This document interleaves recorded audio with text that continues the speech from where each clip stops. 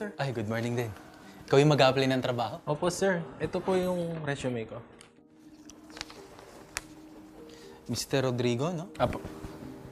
In fairness, ang ganda ng credentials mo, Graduate ka pala ng UP Diliman. Tsaka, galing ka pala sa malaking kumpanya, Opo, sir. Sana matanggap po ako sa trabaho. Kailangan ko po kasing kumita ng pera ngayon. Alam mo, huwag ka mag-alala. Sa ganda ng credentials mo, sigurado matatanggap ka sa trabaho.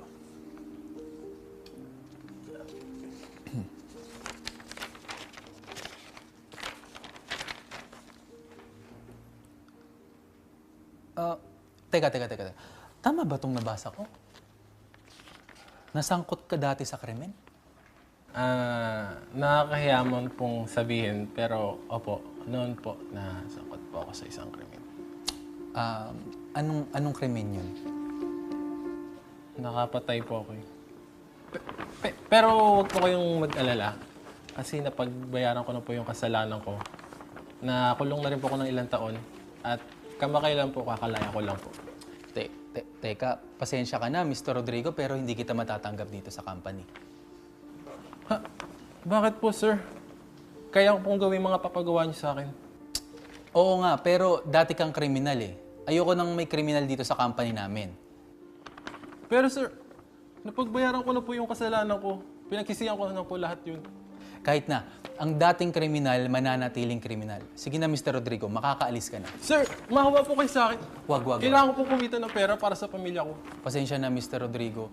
Maghanap ka na lang siguro ng ibang company na tatanggap ng katulad mong kriminal. Ganun po ba? Wala na po akong ibang mapupuntahan. Sige po.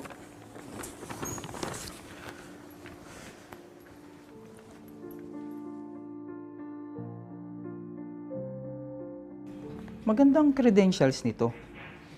Bakit hindi mo tinanggap? Ay, naku sir, huwag kayong manghinayang dyan sa credentials niya. Ituloy niyo na lang po yung pagbasa. Bakit? Ano ba yun?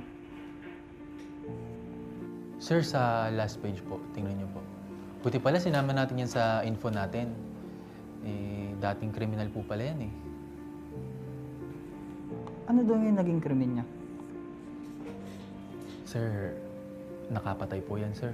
Ikaw ba, sir, gusto mo pong magkaroon ng kriminal dito sa office mo? Alam mo, Rangel, dapat hindi ka nagtatangi ng tao. Pinagbayaran niya na sa kulungan yung naging kasalanan niya.